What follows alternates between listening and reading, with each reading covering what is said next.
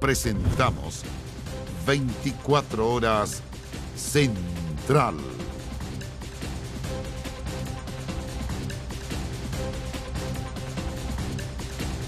Gravedad y casas totalmente destruidas dejó una impresionante explosión por gas en Quilpué.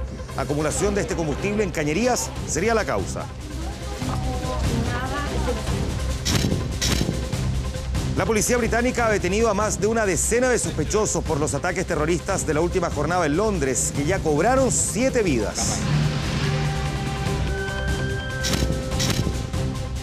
A 10 días del sofofazo, antecedentes confirman que principal tesis investigativa de la Fiscalía en el caso de espionaje sería una confabulación interna en la Sofofa.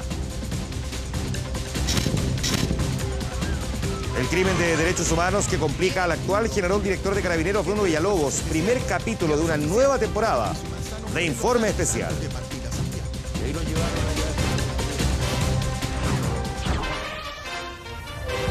¿Cómo están? Bienvenidos. Esta noche comenzamos con la impresionante explosión de gas que destruyó varias casas en un sector residencial de Quilpué, la quinta región.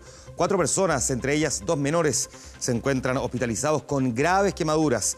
La investigación apunta a una posible fuga de las cañerías.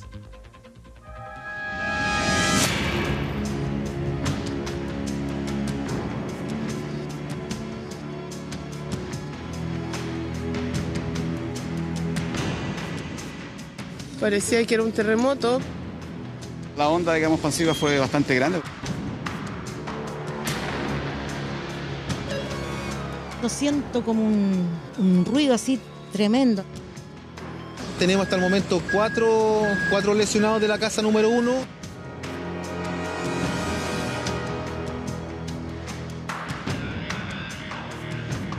No es una explosión menor.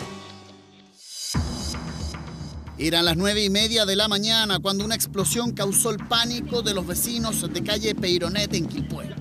4 heridos, entre ellos 2 menores y una mujer de 73 años. Todos en estado grave. La investigación apunta a la acumulación de gas en este condominio entregado solo hace 2 años. Realmente quedó destrozado todo. Ahí está, una casa nueva. Esta es la estructura de la casa que quedó aquí, en la calle misma.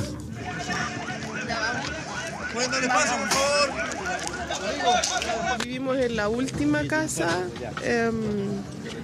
Se nos cayeron los cielos falsos, las ventanas. La lata es que nos cambiamos hace una semana. Fuerte, muy fuerte, muy fuerte. Yo miré para este lado y vi la columna de humo. Empecé a tirar un balón de gas. Se desprendió todo el cielo del living, comedor, se le reventaron los vidrios. Una explosión, la onda, digamos, expansiva fue bastante grande, porque se llegó como a levantar la casa. Esta casa de concreto, entonces bastante fuerte. La onda expansiva y la fuerza de la detonación destruyó 3 viviendas. Las 2 hipótesis son falla en el estanque principal o en las cañerías que pasan por una de las casas. Esta última, la más probable causa de esta emergencia. El estanque está íntegro en este momento, eso sí se lo puedo asegurar. Sin embargo, como le digo, hay que hacer los peritajes y hacer todas las revisiones para poder tener una información concluyente. No es una explosión menor, es un gran daño el que hay. Bueno, sigue siendo la instalación defectuosa, los cilindros se mantienen intactos, no han tenido mayor inconveniente. ¿Eventualmente sería una instalación defectuosa de las cañerías al interior de una casa? Eso es lo que se está determinando. Digamos, el epicentro de esta detonación o la explosión ocurrió en la primera casa y en esta situación las otras 5 casas, bueno, por la onda expansiva resultaron inmediatamente dañadas. Aún choqueada por lo ocurrido, la señora Juana Guerra, quien vive a 5 metros de la casa donde se produjo la explosión, relata que pese a la destrucción, su primera reacción fue ayudar junto a su hijo a uno de los niños heridos. Este era mi comedor, justamente. Mire, esto era mi comedor. Muy bonito era, pero mire ahora en lo que quedó. Y miro el condominio del frente y casi me morí, me volví loca gritando que por favor saliera la gente y cuestión. Trajeron a una señorita, a una niñita como de 12, 13 años, pero estaba muy quemadita. La atendieron ahí en el sillón que estaba ahí y ahí la traje. Fueron en total 10 viviendas con daños importantes en fachada y estructura. El resto, departamentos y casas, a 2 cuadras a la redonda, que fueron afectadas por la onda expansiva, principalmente en sus ventanas. Ahora lo que viene es que el peritaje que realizó Carabineros y Bomberos a este condominio determine qué fue lo que realmente ocurrió y quién o quiénes son los responsables de esta gran explosión de gas que pudo tener consecuencias mucho mayores. Bien, como veíamos, una fuga sería entonces la causa de esta violenta explosión, pero mientras se investigan precisamente las razones de las cuales se desprenden este accidente, los expertos recomiendan revisar periódicamente los cilindros, las cañerías y las llaves de paso. Además, recalcan la importancia de evacuar ante el menor indicio de la presencia de este combustible.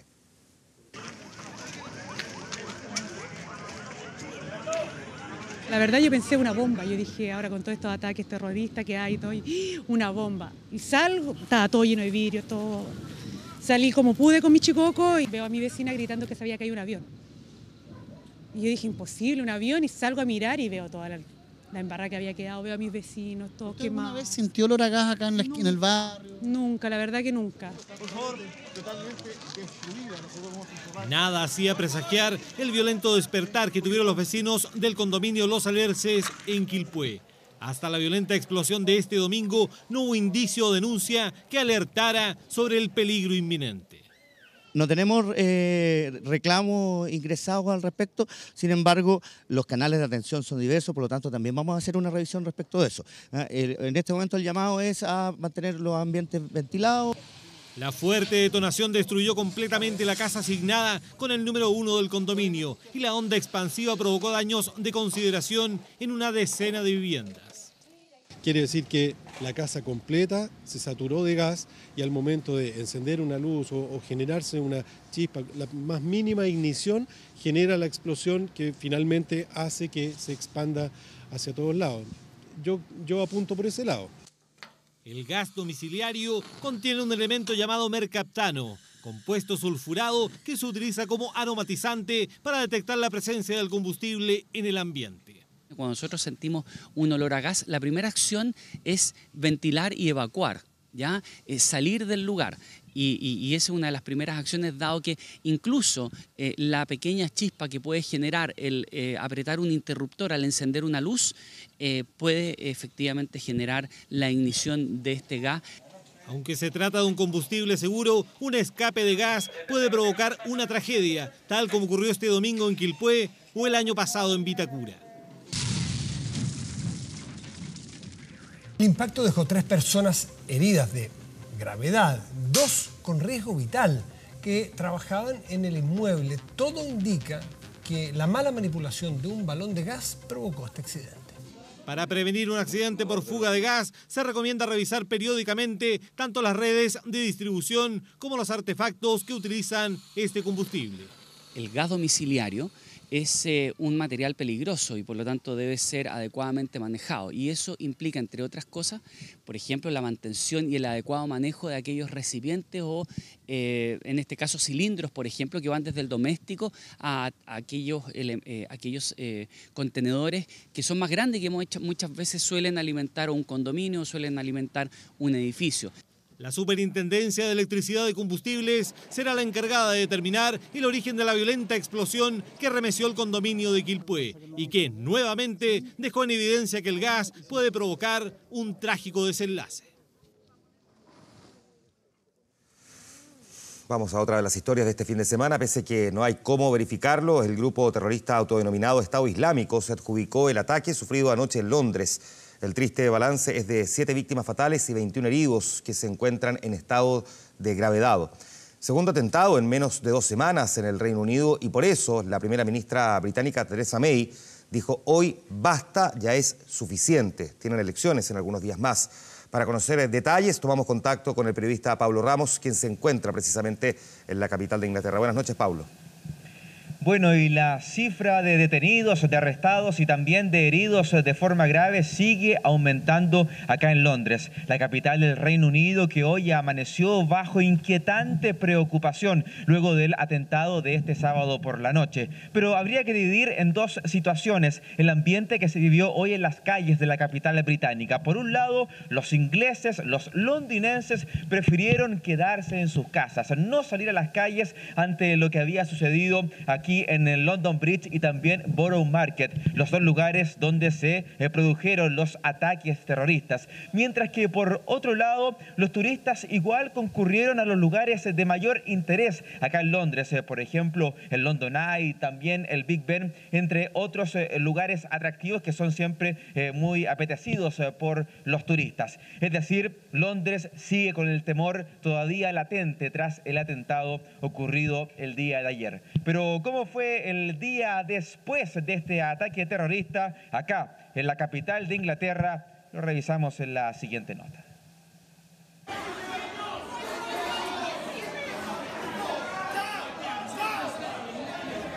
La policía suplicándole a estos londinenses que se mantengan en el suelo. Todos en el piso le gritaban a la gente que solo minutos antes disfrutaba tranquilamente de una copa, pero el relajo de un sábado por la noche se transformó en una pesadilla. El Reino Unido era víctima de un ataque terrorista por segunda vez en 2 semanas. Vi que los terroristas entraron a un restaurante frente a nosotros con cuchillos y empezaron a acuchillar a la gente. Yo vi a unas 3, 4 o 5 personas acuchilladas. Fueron 2 ataques coordinados. El primero ocurrió a las 10 de la noche. Una van con 3 personas atropelló a transeúntes en el puente de Londres. Ese auto posteriormente se dirigió al bohemio sector de Borough Market. Fue ahí cuando los atacantes comenzaron a acuchillar indiscriminadamente a personas en bares y restaurantes. Londres volvía a ser escenario del terrorismo. Fue un domingo de luto. Rara vez se ven tan pocos turistas en las afueras del tradicional Big Ben. Prácticamente no había fila para subirse a este popular mirador en altura. Podríamos decir que hay entre un 50 a 70% menos de personas en las calles que el fin de semana pasado. Da mucho susto, sobre todo siendo de otro país. Nosotros llegamos ayer a Londres. Da mucho miedo en realidad. Esto es terrible. Todos entraron en pánico anoche. Fue una locura. Si en las zonas típicas la afluencia de público era baja, en los barrios residenciales prácticamente nadie se atrevió a salir. Y es que el Reino Unido continúa en alerta máxima. El crudo saldo del ataque es de 7 personas fallecidas, más los 3 atacantes que fueron abatidos por la policía. 21 personas están hospitalizadas en estado crítico. El gobierno entregó un duro mensaje esta mañana. Pero es tiempo de decir, basta, es suficiente. Todo el mundo necesita continuar con sus vidas como lo harían normalmente. Nuestra sociedad debe seguir funcionando de acuerdo a nuestros valores, pero cuando se trata de combatir el extremismo y el terrorismo, las cosas tienen que cambiar. Esta tarde el grupo terrorista Estado Islámico se adjudicó el ataque. La primera ministra hizo un llamado a combatir el extremismo y aseguró que esta es una versión perversa del islamismo. Pidió enfáticamente a no vivir con miedo. Es imposible saber qué es lo que va a suceder y al parecer es cada vez más imposible prevenir estos ataques. Las autoridades, la policía se desplegó toda la noche hubo sobrevuelos, hubo patrullajes y muchos bares fueron también cerrados. Anoche se realizaron varios operativos simultáneos. En total, hay 12 personas detenidas que podrían tener conexión con los ataques. La policía llegó hasta este barrio en las afueras de Londres durante la madrugada. Aquí vivía uno de los atacantes. Yo no sabía su nombre, pero lo vi varias veces con sus hijos, con su familia, bromeando. La identidad de los atacantes no ha sido revelada por el gobierno británico. Lo único que se sabe es que uno de los sospechosos había sido expulsado de una mezquita por su radicalismo. Algunos de sus vecinos aseguran que ya había sido denunciado por la policía. Algunas calles siguen cerradas, al igual que la estación de metro donde todo ocurrió. Este lunes, de a poco, la ciudad intentará volver a la normalidad. Pero los ingleses son tajantes. No será tan fácil. 2 ataques en 2 semanas no se olvidan así de rápido. Claro, y si bien los turistas salieron a las calles acá en Londres, no fue en el número de un fin de semana normal en la capital del Reino Unido. Y es que aquí en Gran Bretaña el tema de conversación en todas las ciudades es sobre los ataques terroristas, tal como el que sucedió hace 12 días en Manchester, donde hoy se vivió una jornada tremendamente emotiva con este concierto organizado por Ariana Grande y con superestrellas de la música a nivel mundial. 50.000 personas en Old Trafford, en 6 minutos agotaron las entradas y pasamos a revisar cómo se vivió este evento en la nota a continuación.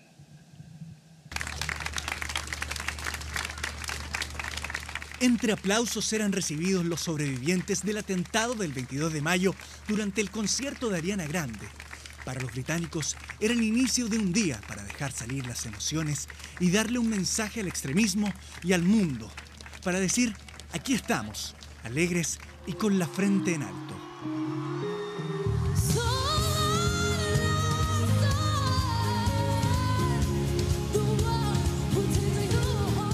Junto a estrellas internacionales como Miley Cyrus, Black Eyed Peas, Katy Perry, Pharrell Williams y muchas otras, Ariana Grande hizo el rol de maestra de ceremonias y guió el espectáculo, acompañando a sus colegas en algunas canciones. La emoción no tardó en embargar a la cantante.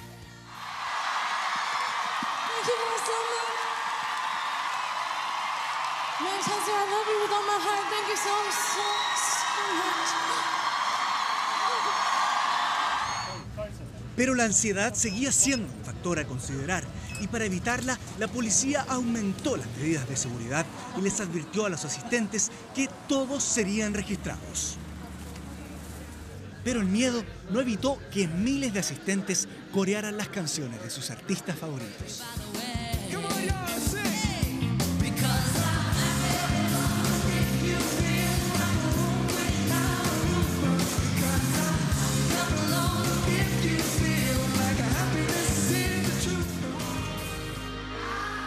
Una de las bandas que más conectó con el público fue Coldplay.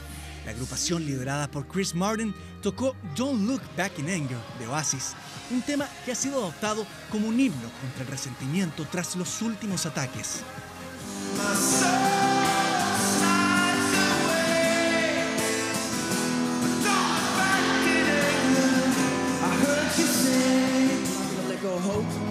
Pero sin duda, uno de los momentos que marcó la jornada ocurrió durante la presentación de Justin Bieber, quien se emocionó hasta las lágrimas. No matter what's happening in the world, God is in the midst, and He loves you, and He's here for you. I just want to take this moment to honor the people that were lost or that were taken.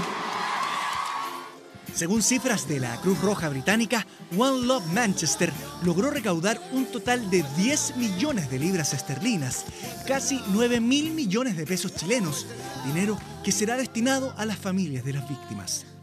Un recital que entregó una luz de esperanza a los británicos, asediados por el islamismo radical, al igual que el resto de Europa.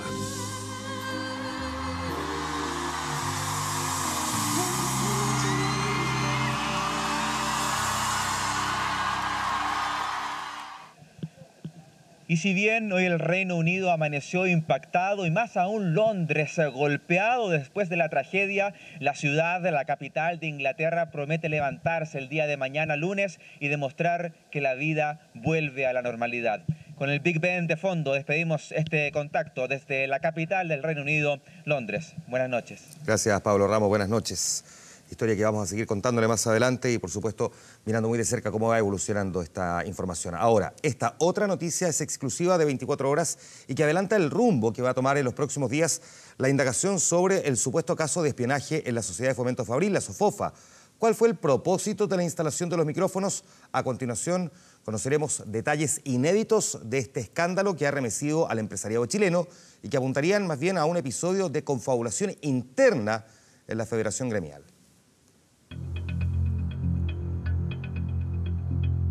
El hallazgo de un micrófono y una cámara y luego un testigo que más tarde se transforma en imputado. Rubén. Él es el hombre clave en la investigación. Rubén Aros Oñate es un sargento de carabineros en retiro. A él se le encargó el trabajo y fue él quien descubrió los dispositivos de espionaje. Primero fue testigo, pero luego de contradicciones y el surgimiento de nuevos antecedentes, se transformó en imputado, el único hasta ahora en este escándalo de supuesto espionaje que afectó a la SOFOFA. ¿Pudiste revisar la información que había, Rubén? Me enteré por la prensa. Encuentra estos dispositivos y es la primera persona que tiene acceso, digamos, a estos aparatos. ¿Él borró la información que estaba en estos aparatos o esa información estaba contenida en otras partes? No, eso es materia de investigación. ¿Con qué propósito se querría espiar a quienes por esos días eran los más altos representantes de la Sociedad de Fomento Fabril? ¿Quién estaría detrás de esto y para qué? Por esos días, Rodrigo Álvarez, candidato de la continuidad de von Willenbrock, bajó sus aspiraciones a la presidencia del gremio y Bernardo Larraín Mate fue finalmente el único candidato. Hoy es el actual presidente. ¿Existiría alguna relación entre el escándalo de espionaje con el polémico proceso de elecciones internas al interior de la SOFOFA? El misterio abunda y también las hipótesis en torno al hallazgo. ¿Por qué le surge la inquietud a José Juan Lugani de rastrear la presencia de un artefacto de espionaje si nunca antes, en 20 años, se había aplicado un procedimiento similar en la oficina? Accedimos a antecedentes exclusivos que dan cuenta que la línea de investigación más robusta apuntaría a una figura de confabulación interna cuyo principal objetivo habría buscado el entorpecimiento del proceso de elecciones en la SOFOFA. Esta línea de indagación fue confirmada en las últimas horas por fuentes ligadas a la investigación que realiza la Fiscalía. También se cree que el hecho de contactar a Rubén Aros no fue casual, pues en su inexperiencia terminó manipulando los dispositivos de espionaje. También existen otras hipótesis indagatorias que dicen relación con la presencia de un episodio sentimental que, según afirmó este domingo el candidato Sebastián Piñera, sería la que detonó la instalación de micrófonos o, derechamente, espionaje industrial. ¿Y cómo la empresa Carosi contacta a esta empresa? También es una línea de investigación, en principio a través de un guardia. Todo partió con el descubrimiento de un dispositivo al interior de la oficina de José Juan Lugani en Carosi, director de empresa y hasta la semana pasada vicepresidente de la SOFOFA. Fue él quien solicitó al jefe de seguridad de Carosi, Anfión Varela, contactar a un experto en seguridad. Varela llamó el 12 de mayo a Rubén Aros Oñate, quien, según indica la investigación, no tenía preparación específica en materia de espionaje ni uso de instrumental ad hoc. Rubén Aros ingresó el domingo 14 de mayo a dependencias de Carosi, aprovechando que no había personal al interior de las oficinas. Así, al día siguiente se llevó los aparatos. ¿Por qué esta empresa finalmente solicita tus servicios? Tú, hasta donde entiendo, no tienes preparación en esta área. No sé, no hay comentario, no se puede comentar nada. Según la investigación, cuando se detectaron los dispositivos de espionaje, Lugani puso en alerta a Herman von Willenbrock, por esos días presidente de la SOFOFA. Von Willenbrock estaba en Antofagasta en un encuentro empresarial cuando fue advertido de que en su oficina también podría haber un micrófono y una cámara para espiar. Rubén Aros aplicó esta vez el mismo procedimiento en SOFOFA y, sorpresa, también encontró aparatos de espionaje alojados en el cielo falso de la oficina. Una vez descubierto el episodio, la SOFOFA tardó una semana en presentar la denuncia a la Fiscalía. ¿Por qué apenas ocurrido el hallazgo no se puso en antecedente a la policía o el Ministerio Público? ¿Por qué se permitió que el supuesto investigador privado sacara el micrófono y la cámara del lugar, manipulando completamente el sitio del suceso? El día 19 de mayo, Aros sacó el micrófono, luego lo volvió a instalar en el mismo lugar para que fuera fotografiado y registrado por la notario público que al día siguiente se situó en la oficina de von Willenbrock para certificar el hallazgo. Luego de eso, el inexperto investigador cubrió las cámaras con aluminio, tal como lo hizo en Carosi. Además, se llevó los aparatos de escucha, supuestamente con el fin de analizarlos y entregar un informe pericial que tardó una semana. No causar alarma pública. Esa fue la razón que esgrimió la SOFOFA para explicar por qué demoraron en denunciar el hecho recién, el 25 de mayo. Dificulta un poco la labor investigativa el hecho que la denuncia se haga en determinadas investigaciones de manera tardía. Lo importante es que estamos trabajando desde el minuto inicial en coordinación con la policía y se están haciendo todas las diligencias necesarias para el esclarecimiento del hecho. Sostuvieron además que encargaron la investigación y que era necesario tener un respaldo especializado de la empresa Profacis y que tras conocerse el informe se optó por denunciar. Cabe destacar que Profacis no es una empresa que esté constituida legalmente, que solo se trata de un carabinero en retiro que no es perito en investigaciones sobre espionaje. Que según antecedentes esta persona googleaba la información o googleaba los procedimientos que había que hacer y precisamente no era una persona experta. Es lo que justamente nosotros estamos tratando de dilucidar, de aclarar el tipo de conocimiento que tenía respecto a este tipo de trabajo que hacía esta, abro comillas, empresa, o si contaba con los elementos técnicos necesarios para poder encontrar estos dispositivos. ¿Pero qué indican los antecedentes hasta ahora? Hasta el minuto la persona no tendría un alto conocimiento para poder encontrar este tipo de dispositivos. ¿Pero es una empresa establecida, fiscal, o funciona un nombre netamente de fantasía, una empresa que no existe finalmente? Da la impresión que es una empresa informal, pero se están haciendo todas las investigaciones que corresponden. ¿Sí, von Willenbrock entregó algún tipo de luces de quién podría estar detrás de esto? No tiene ninguna sospecha al respecto. De acuerdo a información confirmada por fuentes ligadas a la causa, lo que detectó Aros en su revisión era que había un chip activo y que el equipo no estaba apto. Según se pudo comprobar, la activación de uno de los dispositivos, el de Carosi, fue realizada el mismo día que Aros fue contactado, es decir, el 12 de mayo. En relación a la SOFOFA, el informe le fue entregado a la encargada de informática Priscila Cruz y al gerente corporativo del gremio, Carlos Cayo, hombre de confianza de von Bülow. Se han realizado todas las labores necesarias tendientes a esclarecer el hecho denunciado y también la participación culpable de determinadas personas. Fiscal, ¿qué delitos son los que se están investigando acá? Son 3 delitos, uno que tiene que ver con la interceptación maliciosa de información correspondiente a las empresas de telecomunicaciones, el segundo delito que tiene que ver con interceptación de comunicaciones entre privados y eventualmente difusión, y el tercer delito tiene que ver con alteración maliciosa de los sistemas informáticos. ¿Qué implican y qué gravedad tienen estos delitos? El espionaje es una actividad con el objeto de obtener información de manera secreta. Va a ser delito en aquellos casos en que la información que se obtiene dice relación con informaciones o conversaciones privadas.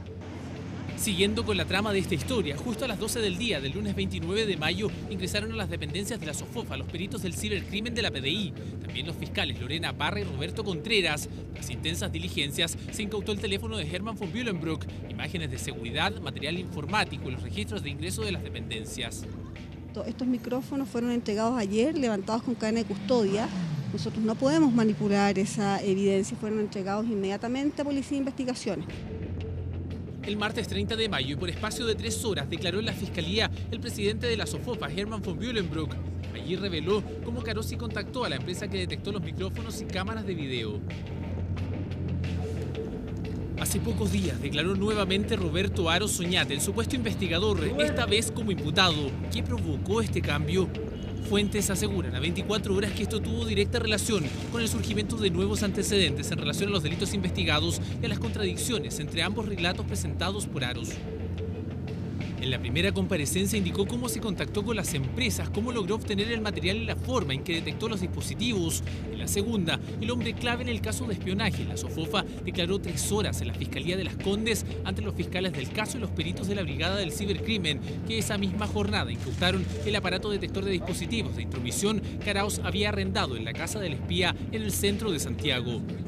En su relato también indicó que no le habían pagado los servicios. La entrega de nuevos antecedentes y las contradicciones respecto a su primera declaración llevaron al equipo investigador a cambiar su condición a imputado. No, si no hay comentario no se puede comentar eso. Secreto sumario se dice. ¿Quién está detrás de los micrófonos y para qué? Sobran las interrogantes, pero la tesis de una confabulación interna gana terreno en el ámbito de los investigadores y es hacia allá donde seguirán dirigiendo sus indagatorias en los próximos días de junio. Vamos con otra historia. No hay negocio más transversal en Chile que el de los celulares. Un mercado que está dominado por los prepago, aquellos que hay que recargar para poder usar. Pero ponga atención porque según la industria, en unos 5 años, esta forma de hablar va a desaparecer y todos vamos a tener un plan. Están muriendo los prepago en Chile y las razones a continuación. Difícilmente existe en nuestro país un mercado con mayor penetración entre los chilenos que el de los celulares. Mando WhatsApp y recibo WhatsApp, reenvío WhatsApp, veo los correos, veo el banco. Le hago un ejercicio simple. Por cada 100 chilenos hay 127 de estos aparatos. De hecho, con el WhatsApp dejaste ya de llamar. Sí o sí ya puro mensaje de texto. Aún más simple, hay 5 celulares por cada 4 chilenos. Y eso que el número de estas máquinas ha caído con fuerza los últimos años. En un país de casi 18 millones de habitantes, hace 4 años, habían casi 28 millones de celulares. Hoy hay 5 millones menos. Causas hay varias, pero aseguran en la industria móvil que la principal razón tiene relación con la lenta muerte del prepago. Yo creo que el prepago como formato, entendido como granel, aquella persona que recarga y consume una poca cantidad de minutos, una poca cantidad de gigas, ese sí va a terminar desapareciendo en un plazo de aquí a unos 5, 6, 7 años. Lenta muerte, aunque hoy los chilenos que cargan diaria, semanal o mensualmente para hablar o navegar siguen siendo mucho más. De cada 3 personas, 2 tienen prepago y solo 1 tiene contrato. Como yo no tengo contrato definitivo, no he tenido como para sacar un teléfono con plan, pero sí tengo prepago, lo cargo todos los días. Si tengo plata, llamo y si no, no. Porque el plan es muy caro. Históricamente los clientes de prepago son prepagos que privilegian la libertad y no tener un amarre con la compañía. El bolsillo manda, aunque tal como la tecnología, los hábitos cambian en cosa de días. Debido básicamente a lo que nosotros denominamos el tsunami digital. Hoy día la gente quiere consumir datos, entrar al mundo de la multimedia, bajar video a altas velocidades. Donde los clientes se están pospaguetizando, ¿ya? Yendo de prepago a pospago rápidamente. Estimamos que de aquí a 2 años prácticamente un 50% de la base de clientes de la industria va a ser pospago. Y como el bolsillo manda, con los años, tener un contrato se volvió mucho más barato que un prepago. Cosas de la tecnología. El precio es relevante porque el precio de un minuto de prepago es más caro todavía, mucho más caro. Estamos hablando de 50, 100%, 200%, 300% de diferencia. Estaban pagando 6.000, 10.000 pesos por una recarga mensual que le daba pocos gigas y hoy día por esa misma plata tiene la posibilidad de optar a un plan sin mayores requisitos. O sea, para la gente empieza a ser más barato y más cómodo tener un plan que tener un prepago. Y los números no mienten. Por un lado, el crecimiento de quienes tienen contrato ha sido exponencial los últimos años. Casi 2 millones más de contratos en apenas 3 años. El crecimiento de las personas a nivel económico les permite destinar más presupuesto hacia eso. Segundo, la necesidad de estar permanentemente conectado y no pasar en algún momento por la posibilidad de no estar conectado porque el prepago se quedó sin saldo. Sí, es mucho más conveniente que estar comprando bolsas de mega. El hecho de estar siempre cargándole plata, al final al cabo es lo mismo. ¿Sí? Utilizar WhatsApp, más que nada, redes sociales, Facebook, YouTube. Porque soy media desordenada, entonces el plan me tiene más ordenadita. El otro lado de la moneda, el mundo del prepago. Solo sufre pérdidas, según números de la Subsecretaría de Telecomunicaciones, de 17,5 millones de prepagos activos. Hoy hay casi 3 millones menos y en cosa de años dicen que desaparecerán. Podría ocurrir ese fenómeno en unos años más. 5 años parece un valor, una cantidad de años razonable. En el mundo de prepago hay una gran proporción de teléfonos que todavía no son los más modernos. ¿Te fijas? Entonces, esos teléfonos es imposible que te hagan una experiencia de datos profunda. El nivel del ingreso per cápita de los hogares y de las personas influye. Los países muy desarrollados en el tema de datos, por ejemplo, los países asiáticos, tienen básicamente 100% de su base son puros planes de suscripción. Es más cómodo que andar recargando de cada rato. Para mí me parece que es más económico. Un prepago uno le está como metiendo plata todo el rato y el plan tú llegas, lo pagas y después solamente se te va cortando el internet o la llamada sería. Y de aquí a 5 años prácticamente la totalidad del mercado va a tener la opción de ser un postpago. Nosotros lo vemos un poco más paulatino. Por ejemplo, a nivel de Europa, las redes 2G no han desaparecido. Porque hay gente que, ya sea por ruralidad, por tema etario, solo quiere hablar. Aumento en la oferta, llegada de nuevos competidores, la famosa portabilidad numérica, el fin de los cargos de acceso. Todos ingredientes que terminaron revolucionando a un mercado que llega al 98% de los chilenos. Chilenos que cada vez más están tomando un contrato y matando lentamente al otrora todopoderoso prepago. Mucho se ha comentado esta semana la decisión del presidente de Estados Unidos, Donald Trump, de rechazar finalmente implementar el Acuerdo de París del 2015 para disminuir el calentamiento global que produce finalmente este cambio climático. Estados Unidos es, después de China, el segundo país que más emite dióxido de carbono y, por lo tanto, su retiro pone en riesgo el poder cumplir la meta de disminuir en 2 grados centígrados la temperatura actual del planeta de aquí al 2030. ¿Cuáles son los efectos que está sufriendo el mundo? Aquí los vamos a empezar a revisar. Primero, y por razones obvias, temperaturas más cálidas. ¿Qué produce eso? Sequía, y la sequía genera y favorece la propagación de incendios, lo que va generando al mismo tiempo deforestación. Menos árboles, menos pulmones verdes para limpiar el aire contaminado en el mundo. Además, tormentas más intensas. Hay menos lluvias, pero al mismo tiempo más copiosas y concentradas en lugares donde antes no llovía, lo que genera inundaciones y termina afectando también a los cultivos. Otro de los efectos que se produce producto del calentamiento global son la propagación de enfermedades. Cuando aumentan las temperaturas, lo que ocurre es lo siguiente. Aparecen enfermedades como el mal de Chagas o el mosquito del dengue o la malaria, por ejemplo, que en Etiopía, solo porque subió 1 grado la temperatura, ya ha matado a 3 millones de personas. Los mosquitos surgen precisamente donde hay humedad y mucho calor.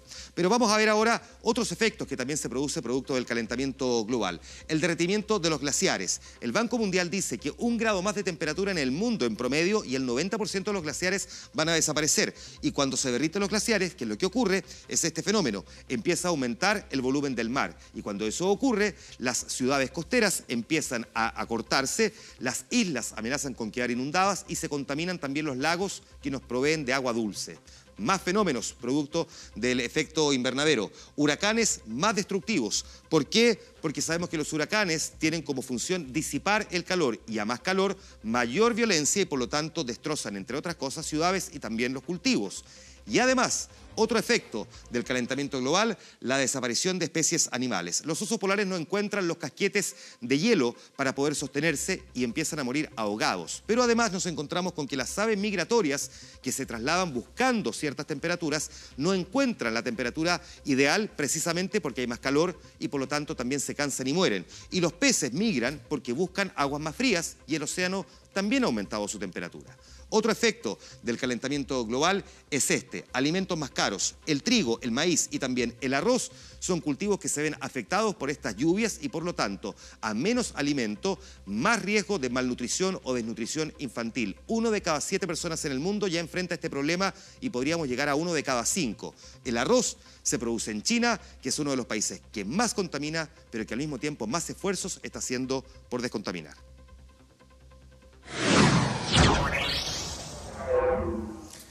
Bien, y continúan las detenciones en torno al denominado fraude en Carabineros. Esta tarde el fiscal de Magallanes ordenó el traslado hasta una unidad policial de más de 10 personas. El 7º Juzgado de Garantía de Santiago dio cumplimiento a la orden emanada desde el Ministerio Público y de este modo 9 detenidos por el millonario fraude ocurrido al interior de Carabineros que fueron trasladados hasta la 33ª Comisaría de la Policía Uniformada en la comuna de Ñuñoa.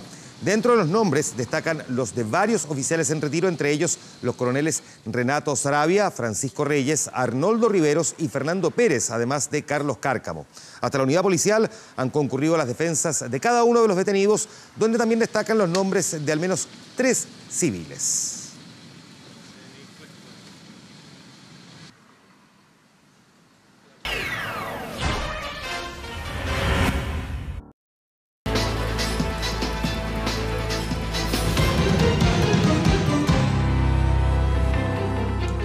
Hoy debuta la nueva temporada de Informe Especial con un tema que ha dado bastante que hablar desde que apareció la promoción del capítulo. ¿Por qué tanto revuelo? Bueno, vamos a conversar con el periodista que estuvo a cargo de la realización de este reportaje, a cargo también del equipo que estuvo trabajando en esta investigación, Raúl Gamboni, que está con nosotros esta noche. Bienvenido.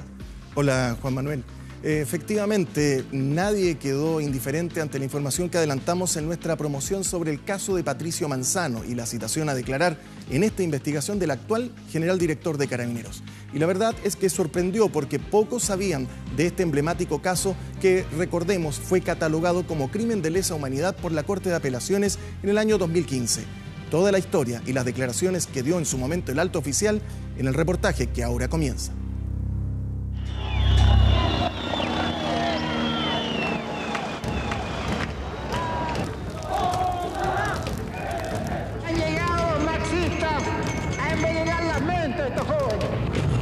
Y nosotros tenemos la obligación de ayudarlos para que salgan de este paso.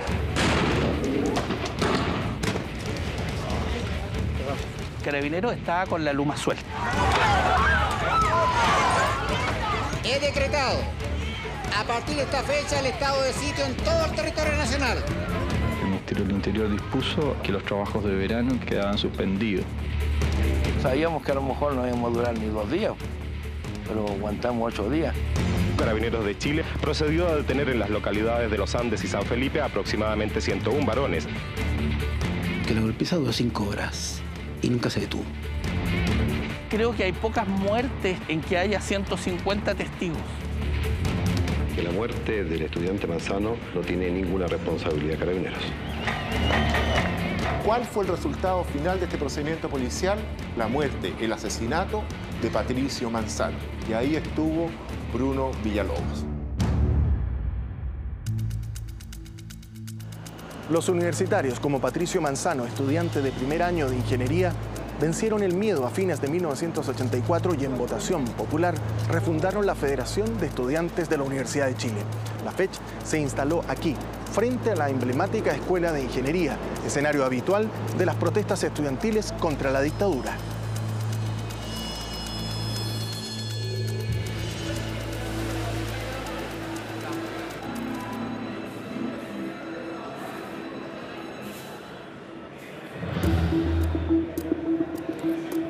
Aquí hubo un ingreso brutal.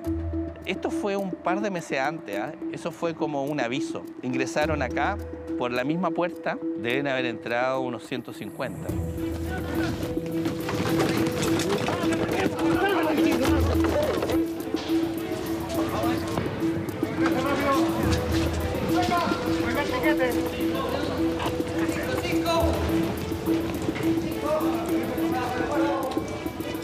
Aquí abajo, aquí donde estamos sentados, fueron torturados estudiantes.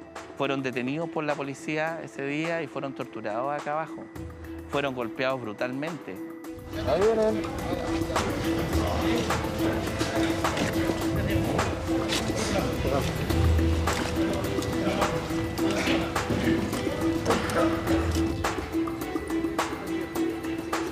En este convulsionado ambiente, la FECH decidió desafiar a las autoridades militares organizando los trabajos voluntarios Aconcagua 85, en pleno estado de sitio.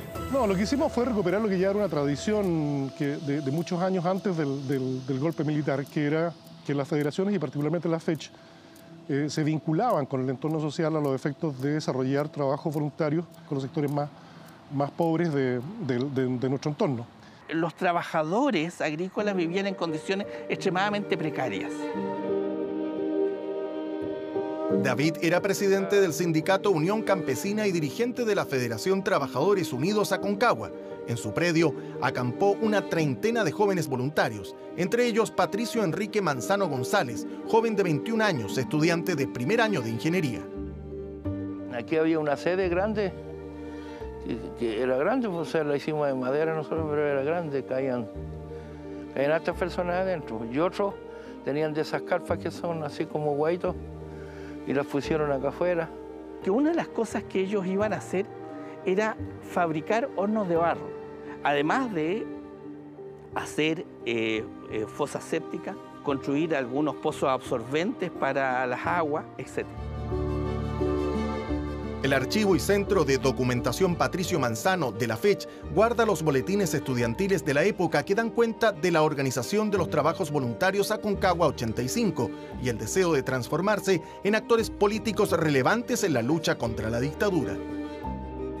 Y en la noche se juntaban aquí, hacían una fogata y conversábamos, hacíamos reuniones con la gente de aquí del vecindario y conversábamos y daban opiniones, daban ideas, hacíamos obras de teatro, todas esas cosas.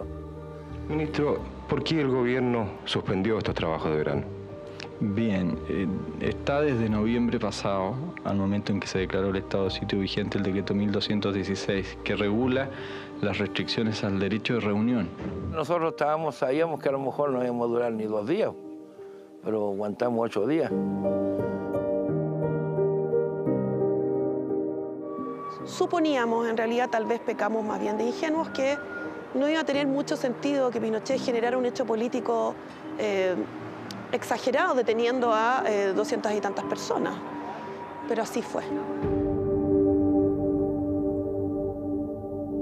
El Ministerio del Interior dispuso a fines de diciembre pasado que los trabajos de verano, que normalmente se desarrollan en esta época por parte de los estudiantes universitarios, quedaban suspendidos. A primera hora de la mañana yo salgo caminando del campamento hacia la calle principal cuando veo que viene una micro de carabineros, primero encabezado por una patrulla. Entonces yo sigo caminando de derecho, no hago ningún gesto, trato de seguir y bajan de la patrulla 2 carabineros con escopetas recortadas y me arrojan al suelo. El día 8 de febrero en curso, Carabineros de Chile, en virtud de lo dispuesto en el decreto exento número 5175 de fecha 7 de los Corrientes, procedió a detener en las localidades de Los Andes y San Felipe aproximadamente 101 varones. Hasta esta unidad policial le fueron enviados desde Santiago efectivos de Fuerzas Especiales de Carabineros para detener a los estudiantes. Desde aquí, los piquetes policiales salieron rumbo a los campamentos, como el de la localidad de Casuto, donde se encontraba Patricio Manzano. El mando no lo tenía la tropa local, sino que es la tropa que viaja desde Santiago la encargada de efectuar todo este operativo y donde solo la tropa local lo que hace es facilitar la logística. Cristian Cruz es el abogado querellante de la familia de Patricio Manzano. En diciembre del 2015 la causa fue reabierta por la Corte de Apelaciones, que consideró el caso como delito de lesa humanidad. A pesar que los mismos carabineros en su momento entregan la nómina de los oficiales a cargo, la justicia no fue capaz de actuar, no quiso actuar, tuvo temor. Yo eso lo desconozco.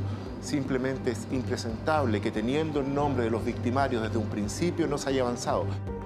A lo que se refiere el abogado Cruz es a una orden dictada en 1985 por la Corte de Apelaciones de Santiago. El tribunal rechazó un recurso de amparo interpuesto por la familia de Patricio Manzano, pero decidió abrir una investigación judicial por su muerte. Es así como un juez del crimen de la época solicitó a Carabineros la nómina del personal que concurrió a cumplir servicios los días 8 y 9 de febrero en Los Andes y Casuto. Se trata de 3 oficiales que iban a cargo de 27 carabineros de Fuerzas Especiales, el mayor Sergio Gálvez, el capitán Pedro Moyano y el teniente Bruno Villalobos Crum. Su participación es detener a algunos jóvenes. Se trataba, entendemos que eran alrededor de 100 jóvenes que por este decreto debían ser trasladados desde donde se encontraban desarrollando los trabajos de verano a Santiago. Y el general director, a la sazón, insisto, teniente, le es ordenado el traslado de algunos de estos jóvenes desde los lugares donde se encontraban a un recinto policial en la ciudad de Los Andes para luego ser trasladados a la ciudad de Santiago. Ya desde el primer momento, los propios carabineros reconocen la presencia del señor Villalobos Crum in situ y esto no significó absolutamente nada. En 1985 la investigación del juez del crimen quedó en nada, a pesar de la intensa cobertura de la época y el impacto por la muerte de un universitario. Fue quedando todo en el olvido. Con los años fue sobreseída y cerrada la causa. El Programa de Derechos Humanos del Ministerio del Interior presentó el año 2011 una nueva querella basada en el informe Valech y en diciembre del 2015 la Corte de Apelaciones consideró la muerte de Patricio Manzano un crimen de lesa humanidad, por lo que rechazó la prescripción. Además, ordenó al juez Mario Carroza agotar la investigación. El ministro Carroza tomó la decisión entonces de llamar a declarar a todos los que fuimos detenidos en ese proceso. Después el magistrado interrogó a los integrantes del piquete de Fuerzas Especiales y a los oficiales, entre ellos el actual general director de Carabineros, Bruno Villalobos Crum. Quien a la sazón era el teniente Bruno Villalobos Crum, no tenía mando de naturaleza alguna, bajo ningún respecto. Había... ¿Cómo? Como si un piquete. Claro, desde luego, porque la estructura policial así lo determina. Él efectivamente tendría su calidad de oficial, tenía a cargo algunas personas.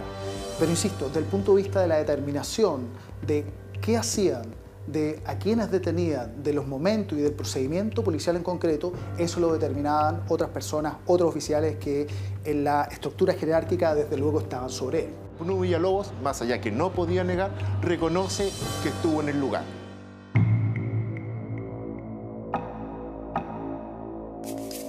Como a las 6 de la mañana llegó un bus lleno de pacos tipo militar.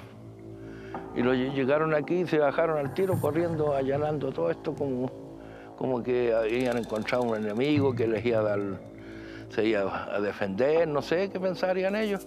Yo diría que violento, porque carabineros bajaron, no dispararon, pero bajaron todos enarbolando pistolas y armas y escopetas. Sí. Marcela Campos, junto al colectivo Patricio Manzano, escribió el libro Sueños de Victoria, que aborda el caso de Patricio Manzano y el acoso que sufrió la FECH durante la dictadura. Ella también fue una voluntaria detenida en Yayay. Venían en un estado de enorme agresividad. Asustados, me parece que algunos, es posible señalarlo porque pasaban balas con mucha facilidad. Y dispuestos a la violencia física sin ninguna duda. Los operativos se desarrollaron en Yayay, Casuto, La Rinconada de los Andes, El Patagual y Lo Calvo. Mientras algunos voluntarios se refugiaban en parroquias, sus compañeros detenidos, entre ellos Patricio Manzano, fueron conducidos hasta la comisaría de los Andes. Y nosotros en un momento escuchamos que las chicas comienzan a cantar desde el calabozo. Tomamos esas canciones y empezamos a cantar también en voz alta nosotros y después empezamos a gritar que iba a caer, empezamos a quitar la consigna. Una vez que nos separan, los varones deciden gritar el grito de la Universidad de Chile. Y no bien terminaron de gritar aquello dentro del recinto de la comisaría, la represión no se hizo esperar. El entonces mayor Sergio Iván Gálvez Álvarez declaró ante la justicia que en Casuto el personal de fuerzas especiales a su cargo detuvo a los jóvenes. Reconoce que hicieron callar a los estudiantes que cantaban en la comisaría y agregó que el teniente Bruno Villalobos pertenecía al grupo que concurrió con él a los Andes. Fuimos a buscar al oficial superior del entonces teniente Bruno Villalobos Crum.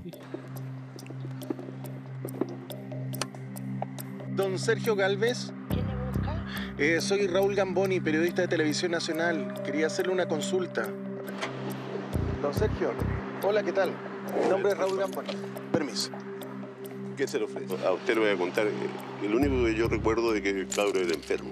Era insulino dependiente y fue al que yo más me preocupé y todo, hice todos los trámites. Había que por haber, que lamentablemente tuvo una falla, algún problema, ni tengo idea de qué falleció en la primera comisaría. Yo estoy alejado de todo esto, yo creo que era tranquilo mis últimos años y yo no sé para qué revuelven tanto, le dan vueltas y aquí, ¿qué van a lograr? ¿Usted declara que el teniente Bruno Villalobos es el que le informó eso? ¿De qué? De que había una persona inmuno... No. Fui yo que el teniente Bruno Villalobos andaba bajo mi mando indudablemente, pero no nada que ver. ¿Y sobre estas golpizas que dice la gente? No, eso son golpizas, a nadie se le golpeó. ¿Para qué? De partida no hicieron ninguna oposición, entonces ¿por qué lo vamos a golpear? Pues, ¿No hubo enfrentamiento? No, nada, sí, ahí estaban ahí en un potrero ahí con... Pero usted los hizo callar, eso sí. ¿Ah? Lo hizo callar porque estaban cantando consignas al interior de la comisaría, ¿no? Exacto. ¿Y cómo lo hizo callar? No, le dije, cállense. Aparece un oficial con un bat de béisbol, golpea a algunos que estaban en el piso, nos hace ponernos de pie y nos dice con que quieren cantar los hueones y nos forman en golpean a varios, en dos filas y llega un grupo de carabineros que se ponen en dos filas y hacen un pasadizo. Y después que terminamos de cantar, lo hicieron pasar por el callejón y los agarraron a palos. Algunos caían al suelo, les seguían pegando al suelo y uno tenía que tratar de lograr cruzar el pasillo de policías que nos golpeaban con palos y patadas. El oficial dijo que los dieran vuelta para que los tostáramos por el otro lado. Ellos estuvieron 8 horas más. Estuvimos 5 horas bajo el sol, siendo golpeados sistemáticamente. Los policías se ponían encima de nosotros y nos golpeaban las costillas, la cabeza. El 24 de marzo de este año, cuando ya llevaba 6 meses como general director de Carabineros, Bruno Villalobos declaró como testigo ante el juez Mario Carroza por la causa caratulada como homicidio calificado de Patricio Enrique Manzano González. La diligencia se llevó a cabo en la Escuela de Carabineros de calle Antonio Varas, a las 8 de la mañana, en la más absoluta reserva. En esa declaración y bajo juramento, el general aseguró no haber participado en las detenciones y no haber visto apremios ni castigos físicos. Además, dijo no recordar si los jóvenes cantaron en la comisaría, ya que se encontraba en las afueras de la unidad en los buses esperando el traslado de los detenidos. ciertamente que en el año 85 no tenían aire acondicionado. El señor Villalobos lo que pretende hacer creer al tribunal es que él estuvo 4 o 5 horas al interior de un bus con 40 grados al interior del mismo, sin escuchar, sin ver, y una vez que los estudiantes son ingresados al bus, tampoco él se entera de nada. De la sazón, el teniente Villalobos Krum no ingresa a la unidad. Insisto en el hecho de que su misión concreta consistió en el traslado. En el fondo fueron 2 traslados, y a eso me refería yo con los hechos de contexto. ¿Ah? Los hechos de contexto que probablemente le sirvan al ministro Carroza para determinar lugares, horarios, eventuales participaciones de otros funcionarios que sí se encontraban al interior de ambas unidades. Entendemos que eso es de interés del ministro, y la declaración del general director, así como de otros testigos, tanto funcionarios en retiro como civiles, permitirán contextualizar la participación de otros que se hayan participado en estos hechos de interés penal. Era verano del 85 y las temperaturas en los Andes y sus alrededores suelen fácilmente superar los 30 grados. Entre los universitarios detenidos, varios comenzaron a sentirse mal, entre ellos Patricio Manzano. Y Patricio estaba muy pálido y jadeaba con mucha profusión. Entonces ahí los niños que lo veían le dijeron a los carabineros que había que revisar, que había que llevarlo a una parte. Y no hicieron juicio, no hicieron caso a ellos. Varios gritamos, acá hay un estudiante que está mal. Nos pegaron, nos siguieron pegando y por supuesto no se detuvo la golpiza con eso. La última vez que Marco Bugueño pudo hablar con Patricio Manzano fue en los Andes antes de partir a Santiago. Le digo, tú estás mal, le digo, ¿te pasa algo? Estábamos todos golpeados, pero yo los vi que estaba particularmente mal. Y él me dice, me siento muy mal. Y ahí después lo echaban arriba de los buses y los trajeron, fue así nomás. Los chinos como andábamos y todo, que quedamos todos revolcados. Y ahí lo llevaron allá a esa comisaría. Pero el Manzano ya ahí agitado ya. Ninguna participación en ningún maltrato, en ningún hecho de violencia respecto de los jóvenes que habían sido detenidos. Insisto en el hecho de que él participó en los traslados de los jóvenes, quedándose, en el caso, y usted lo mencionaba, en el caso de la detención que se produjo en los Andes, él estuvo siempre fuera porque esas fueron las instrucciones que recibió, de manera tal que no solo no participó, sino además no conoció en aquel momento los hechos que usted refiere. El señor Villalobos nos pretende hacer creer que con toda la indumentaria, fuerzas especiales y con casi 40 grados al interior de este microbús, él estuvo ahí y no le pasó nada, que él prefirió quedarse en un microbús en vez de estar en el cuartel policial que Fuerzas Especiales había intervenido y donde él era uno de los responsables de los piquetes que viajan desde Santiago para detener a estos jóvenes que no habían cometido ningún delito. No resulta creíble, no resulta creíble. El traslado a Santiago quedó a cargo del mismo personal de Fuerzas Especiales, entre ellos el piquete a cargo del entonces teniente Villalobos. Empieza a oscurecer y nos ponen de pie, nos ponen las manos en la nuca y nos hacen correr. También recibimos golpes solamente y nos suben a los buses, a una serie de buses que habían llegado. Y el maltrato brutal que significó el traslado en los buses de Carabineros de Chile desde los Andes hasta Santiago. Sube este oficial que yo creo que era un oficial colorino, medio rubio, con un palo, golpea a varios que estamos ahí. Dicho traslado fue con no sé cuántos voluntarios por bus, tirados en el suelo, siendo aplastados por los bototos de Carabineros, golpeados permanentemente de puntapié. Leonardo Urrutia cursaba el último año de medicina. Había sido detenido en Yayay. Estaba agotado, al igual que el resto de los estudiantes, cuando llegó a la primera comisaría de Santiago. Y nos destinan a una cancha de baby fútbol o un galpón que tiene en el interior de la comisaría. Y comienza un sucesivo proceso de chequeos y fichajes sucesivos por distintas instituciones. Carabineros, agentes de civil que nosotros no teníamos idea si pertenecían a investigación, a la CNI o qué. Allá llegamos en la noche, tarde, y después estábamos ahí amontonados, ahí como le digo yo, uno encima de otro casi. Y ahí más el encierro, más todo eso, yo creo que más se desesperó y ahí ya le vino el ataque al Patricio Manzano. Me despierto, me dice: negro, el Patricio le pasa algo. Y yo despierto, era de madrugada, y veo que Patricio está con convulsiones.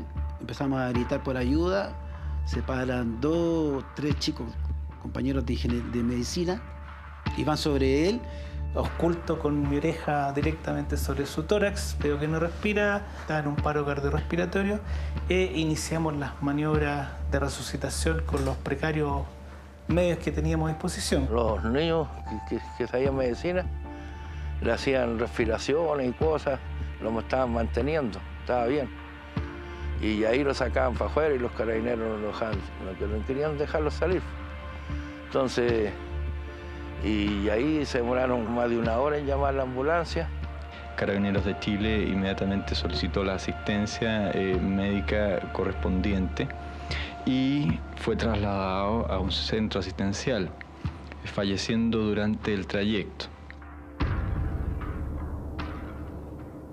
A los pocos ratos, yo diría que tengo un recuerdo de que tiene que haber sido 1 hora, escuchamos afuera que la gente empieza a gritar: los están matando, mataron a mi hermano, mataron a mi hermano. Al respecto, hay que tener presente que el señor Manzano, por antecedentes que hemos logrado obtener después, padecía de epilepsia, antecedente que obviamente Carabineros de Chile no conocía. Desde el primer instante, las autoridades hicieron ver el hecho ocurrido al interior del cuartel policial como la muerte natural de un detenido que no informó que padecía de una enfermedad. Que no quede ninguna duda de que la muerte del estudiante Manzano fue un hecho lamentable, producto de una insuficiencia de su salud, y por supuesto en ello no tiene ninguna responsabilidad Carabineros. Desde diciembre del 2015, cuando la Corte de Apelaciones de Santiago ordenó seguir con la indagatoria, se encuentra justificado que gatillaron la muerte una serie de eventos, desde el estrés de la detención, la sobreexigencia física, la deshidratación y la falta de una oportuna atención. Patricio Manzano no fue el único. Perdimos 42 estudiantes, 42 jóvenes de las más diversas carreras. 42 jóvenes perdieron la vida mientras fuimos dirigentes. Para nosotros era y es un peso gigantesco. A los pocos días de la muerte de Patricio Manzano, otro estudiante, Carlos Godoy Echegoyen, murió a raíz de un paro cardíaco respiratorio en la comisaría de Quinteros. La justicia militar condenó a 2 carabineros como autores del delito de violencia innecesaria con resultado de muerte. Los policías fueron condenados a 3 años y 1 día de presidio. Carabineros estaba con la luma suelta. Que algo pasó en ese periodo. Algo pasa con Carabineros en ese periodo. Entre el año 84 y el año 86 hay un periodo oscuro en el cual Carabineros juega un rol determinante en la represión. Y en una represión brutal que termina con muertos. 1985 fue un año particularmente violento y Carabineros fue protagonista de casos emblemáticos de violaciones a los derechos humanos. La muerte de los hermanos Vergara Toledo en Villa Francia y el caso de Gollados, que le costaría el cargo al general director de la época, César Mendoza Durán. Villalobos tuvo una carrera que no ha diferido mucho de aquellos represores que lograron llegar al entorno cercano de Pinochet. Es decir, fueron ascendiendo. Informe Especial accedió en forma exclusiva a la hoja de vida del general Bruno Villalobos Crum. En ella consta que ingresó a la Escuela de Carabineros el 5 de enero de 1979. Su periodo de instrucción incluyó cursos de carros blindados, control de muchedumbres, prácticas de tiro, disuasivos químicos, combate básico e instrucción a cargo del GOPE. Su primera destinación fue a la 12ª Comisaría de San Miguel, desde donde fue trasladado en 1984 a la Reserva Sur de la Prefectura de Fuerzas Especiales. Después fue destinado a la Guardia de Palacio en La Moneda. Fue escolta de Pinochet, fue su cápsula de seguridad de Pinochet, el dictador, pero ya en democracia fue escolta de Pinochet, el comandante en jefe. Y todos sabemos que fue escolta de la presidenta Bachelet. 3 días antes que Pinochet dejara el poder, el entonces teniente Villalobos recibió la condecoración Misión Cumplida. Luego, ya en democracia, continuó su carrera en el dispositivo de seguridad del comandante en jefe del ejército, es decir, el general Pinochet.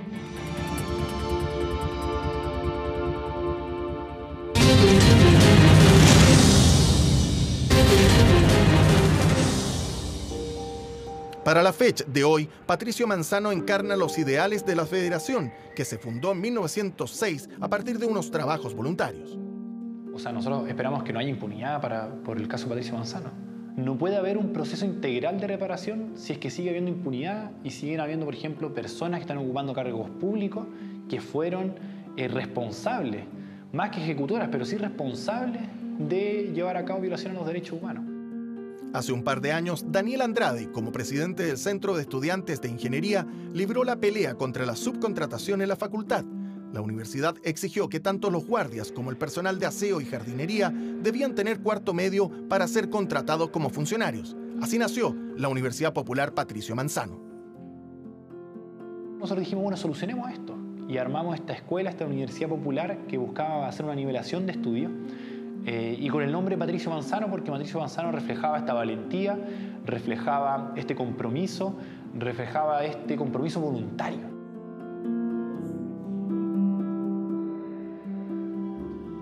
No soportó esa estructura. Y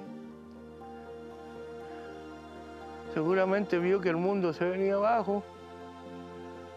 Todavía los que iba a pasar por la cena ahí. Y no aguantó su corazón. Creo que hay pocas muertes que nos hayan causado la dictadura en que haya 150 testigos. Que hubo una responsabilidad política de perseguirnos, y arrestarnos y golpearnos de esa manera de una autoridad que así lo decidió. Era un joven estudiante que tú podrías asimilar a los miles que fueron a ayudar en los incendios el año pasado. Y que muere allí cumpliendo el rol social que él entendía que también tenía que cumplir un estudiante universitario.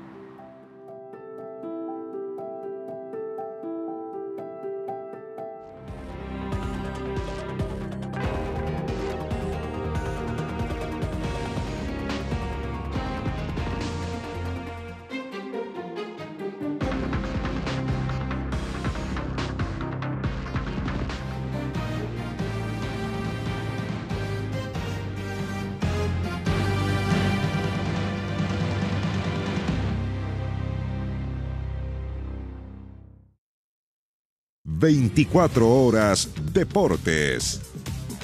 ¿Cómo están? Buenas noches. Mañana lunes viaja la selección chilena rumbo a Rusia para participar de la Copa Confederaciones. Lo hará en dos grupos, ¿sí? Dos vuelos. El primero, que parte a las 10:50 de la mañana. El segundo grupo del equipo de Juan Antonio Pizzi lo hace a las 12:15. No está contemplado el viaje de Alexis Sánchez para mañana. Se va a integrar al equipo en Rusia recién el día miércoles. Y el viernes tiene su penúltimo amistoso la selección chilena frente a la selección local, la selección de Rusia. ¿Cómo llega el equipo? ¿Cuáles son las variantes que maneja Juan Antonio Pizzi? La probable formación, ya pensando en el estreno de la Copa Confederaciones. Lo vemos en la siguiente nota.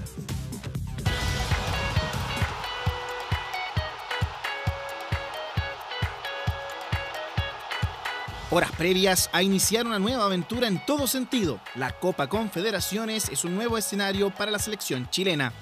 Lo más importante acá es que la selección siga sumando, siga ganando cosas importantes y eso es mi objetivo. Mi objetivo es ganar Copa con la selección y ojalá podamos hacer la Copa Confederaciones. Por primera vez La Roja va a disputar este certamen y como ya es costumbre en esta generación anuncian que irán a pelear por el título. Y esperamos estar a la altura de las circunstancias. Nuestra idea es ir ahí, competir de igual a igual contra todos los equipos y si fuese posible, lógicamente, ser los campeones. La selección alista los pasajes para un desafío mayor y para ello cada paso previo es fundamental. Rusia y Rumania asoman en la previa del torneo. Bueno, me gustaría que fuésemos más certeros a la hora de las situaciones de gol que generamos, tener mayor efectividad en ese aspecto. Una selección que no va a tener un centro delantero en su plantel, algo que no preocupa de cara a esta nueva aventura. Nunca me ha preocupado el funcionamiento de algún jugador en especial. Creo que es más que claro y evidente el trabajo que nosotros realizamos, se basa en lo colectivo. Un torneo nuevo para la selección y que incluso podría estar viviendo su última edición, pero esto no aminora los ánimos del plantel por seguir haciendo historia. Ya no somos la selección que a ver qué pasa, sino que es una selección en la cual desea lograr cosas importantes para el país. La delegación viajará este lunes por la mañana rumbo a Moscú. Allá se reunirán con Alexis y Gary para completar el grupo de 23.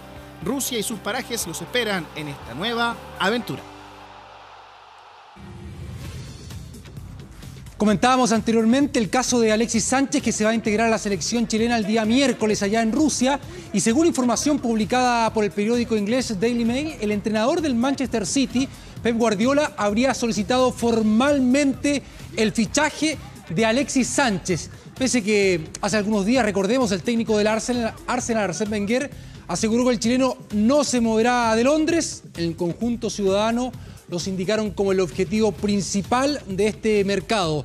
Los directivos del Manchester City dispusieron de 250 millones de euros para hacer contrataciones en esta temporada, con nombres solicitados por Guardiola. Alexis Sánchez, sí, la prioridad. Kylian Mbappé y Benjamin Mendy del Mónaco, Kelly Walker del Tottenham, Van Dijk del Southampton, algunos nombres que ha comentado la prensa británica. El chileno sigue negociando su futuro, por lo que aún no se puede asegurar en qué club va a continuar su carrera, donde tiene contrato en el Arsenal hasta mediados del 2018. Así es que eso es lo que está pasando con Alexis Sánchez y que se va a hablar por todos estos días. Incluso su futuro puede que quede resuelto después de que Chile juegue en la Copa Confederaciones. Hoy lo más cercano es que pueda ser compañero de Arturo Vidal ahí en el fútbol alemán con el Bayern Múnich.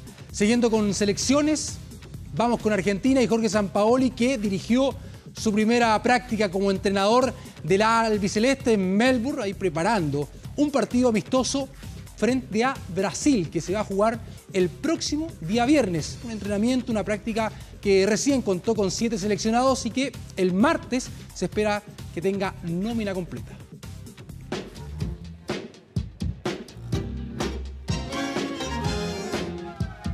Jorge Sampaoli se puso el buzo de la selección argentina y dirigió su primera práctica a cargo del albiceleste. La verdad que esto es cumplir un sueño que uno anhelaba desde mucho tiempo. Hay una frase de Larralde que dice que es lindo estar cerca de lo que de lejos se admira.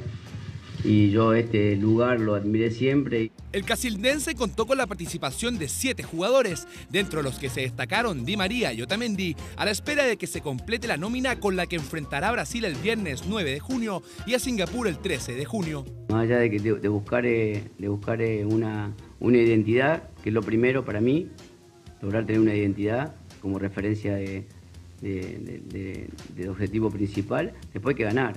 Para este lunes está pactada la llegada de Lionel Messi, pieza fundamental en el esquema del casildense, quien buscará que el astro del Barcelona se reencante con su selección. Nosotros queremos que acá a Argentina venga Leo, que no venga Messi. O sea, nosotros queremos tratar de que venga la versión más genuina y más placentera del mejor jugador del mundo y que se sienta muy feliz estando acá. El ex técnico de La Roja tendrá su debut oficial por eliminatorias ante Uruguay el próximo 31 de agosto, con la misión de dejar a la albiceleste en zona de clasificación directa. Jorge Sampaoli al mando de la selección argentina ya es un hecho.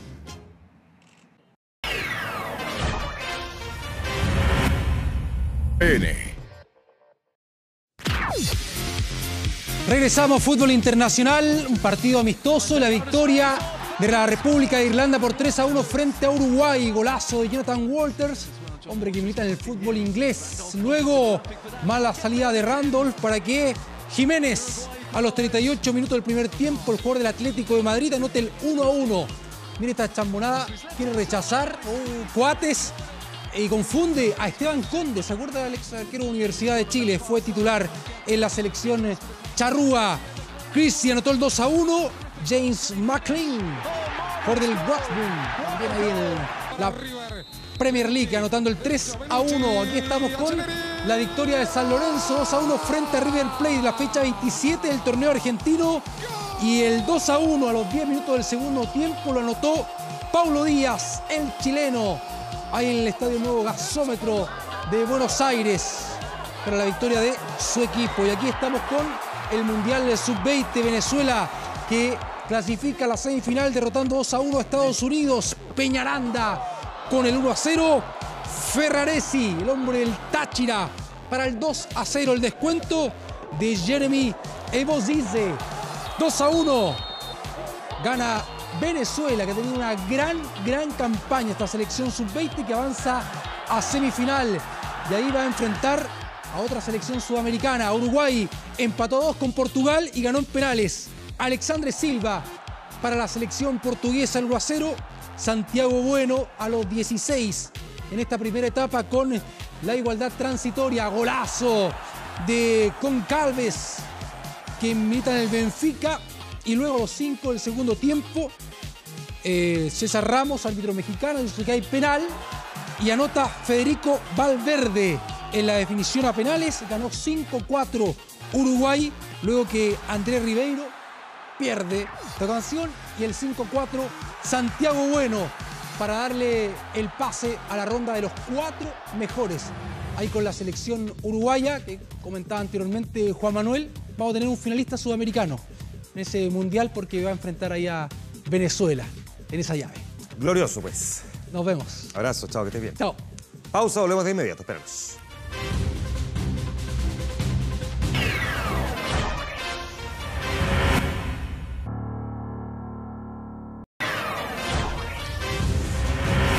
No nos queda más tiempo, tenemos que despedirnos. Gracias por haber estado en nuestra sintonía. Nos vemos durante la semana.